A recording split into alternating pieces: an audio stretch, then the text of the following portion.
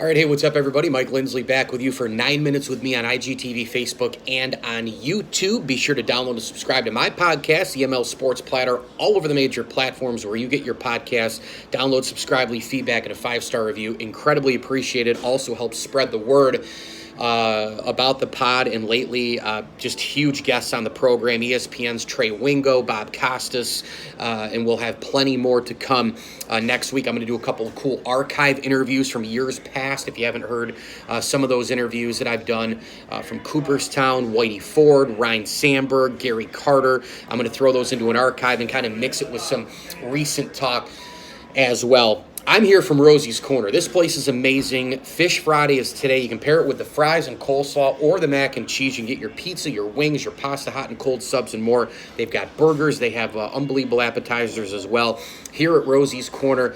And, of course, you can also get it via Grubhub, or they will deliver it themselves to you as well. Rosie's Corner, a proud sponsor of the ML Sports Platter.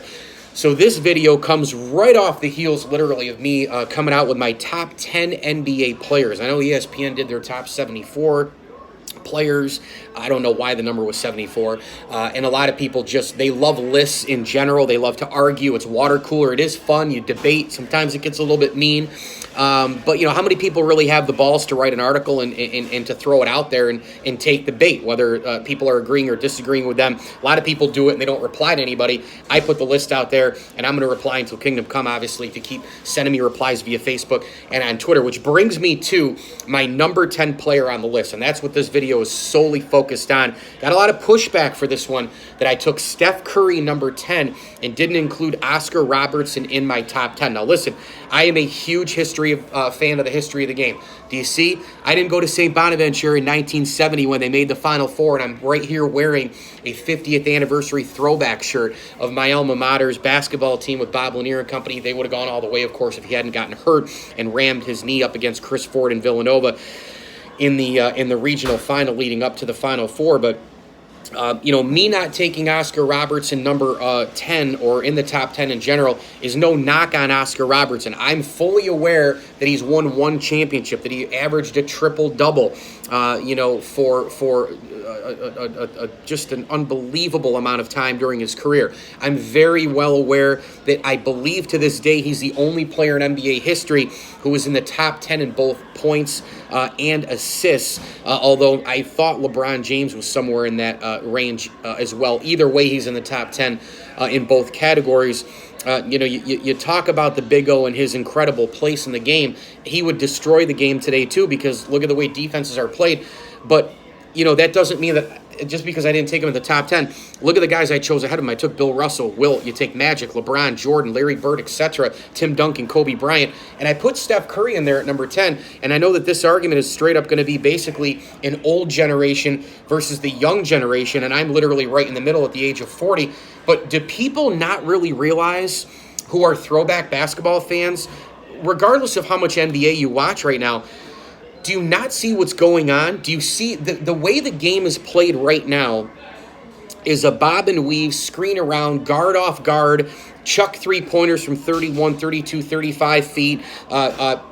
Players are out warming up. Nobody's filling the arena to watch anybody early the way they are Steph Curry. Steph Curry is bombing shots from the tunnel. He practices this way. He makes three-pointers in an unbelievable manner. He's got the dribble and the shot more than anybody. I mean, nobody has had. Larry Bird had the shot, but he didn't have the handle that Steph Curry has. And Steph Curry has already won multiple championships, and he was the first unanimous MVP in league history in 2015 and 2016. I think he's still got a ways to go. When Klay Thompson and he are together again, get healthy, they go and draft maybe a couple of players. I think the Warriors are going to be right back on top in the West. I really believe that. But it's also the impact of Steph Curry. The older generation, no disrespect to you, but are you in gyms repeatedly? Are you, watching high school players? Are you watching modified players? Are you looking down at what they're wearing? Are you looking at their sneakers? It's by no means what Air Jordans were when I was a kid, but kids want to wear Under Armour and Steph Curry clothing currently. They want to wear the Steph Curry sneakers. I walk up and ask players what they're wearing and why they're wearing it, and they're not telling me that just because it's comfortable. Now, it might be comfortable to them, But they're wearing it because of Steph Curry. Steph Curry's impact on the game right now is incredible. In fact, the next trend in the NBA, is going to have to be a trend that's going to break the Steph Curry trend. Look at that right there. Just that alone. If you go back in time, think about when the big men were ruling the game, the Bill Russell, Wilt Chamberlain, George Mikan type of days. And Wilt Chamberlain was averaging 50 points in a season. He scored 100 in a game. The guy averaged over 30 points and, well over 20 rebounds for his career. I think it's 22.9 rebounds per game he averaged. But when you think about those types of eras, and Wilt still dominated that kind of a big man game in that era, in order to break that trend, that's what's going on right now with Steph Curry. And, this list was based for me on overall success, overall quality of the player, and the impact on the game. And frankly, Steph Curry has absolutely positively, impacted the game more right now than anybody, in my opinion, even more than LeBron. Now, LeBron probably is the better player, but Steph Curry's impact in the game, I think they've kind of flip-flopped in terms of being the face of the NBA. Steph Curry in this particular spot, there's nobody who's trying to be LeBron, Durant, Anthony Davis, Kawhi Leonard, James Harden, to the aspect of how they're trying to be Steph Curry. When I go walk my dog on these long 90-minute, 2-hour walks, there's kids outside shooting from way far away. There's a basketball hoop in the road in front of their house. They're gunning shots from the other side of the road. I'm telling you, nobody is trying to be Steph. Nobody's trying to be like anybody in the NBA the way they are Steph Curry. I remember a few years ago, my buddy Rick Roberts and I had a game at East Syracuse Manoa High School, and it was at the end of the first half, and I think there were 20 seconds to go, and you could have played for the last possession, and the kid waltzed his way up the court, slowly dribbled. By the time he got over the timeline, it was at 11. He waited, he dribbled around, 7, 6, 5. Terrible possession, terrible decision. Should have gone to the hoop, maybe get a basket or, draw a foul and get some free throws.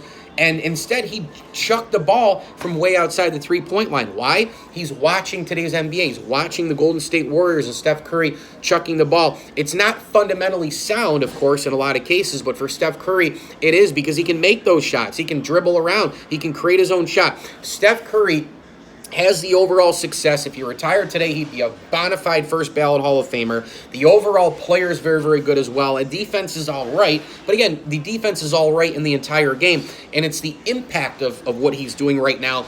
The impact in winning 2 more titles in the Big O, Oscar Robertson, why I took him at number 10. And by the way, choosing Oscar Robertson as the 11th best player in NBA history, I don't think that there's anything wrong with that. You may have him higher, and that's fine. But Oscar Robertson at 11 would be like me creating a baseball list and leaving Frank Robinson outside the top 10 and putting him at number 11 because, I don't know. I took Babe Ruth, Hank Aaron, Willie Mays, Lou Gehrig, Stan Musial, Ted Williams, Mickey Mantle, Joe DiMaggio, and a couple others in front of him. Oh, I'm sorry. So this argument, and that's what they're great for, their arguments, water cooler, etc. That's what we do as sports fans.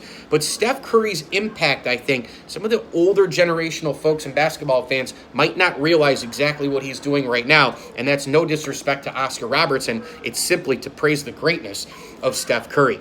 Mike Lindsley here with you. 9 Minutes with me. Facebook, IGTV, and YouTube. Stay safe out there. Get here to Rosie's Corner. Incredible place to be with their pizza, pasta, hot and cold subs, and wings. Available on Grubhub. Like them on Facebook. Follow them on Instagram. And today is Fish Friday with your mac and cheese or your fries and your coleslaw. Remember, stay safe. There we go. And as I always tell you, whenever they come back, enjoy the games.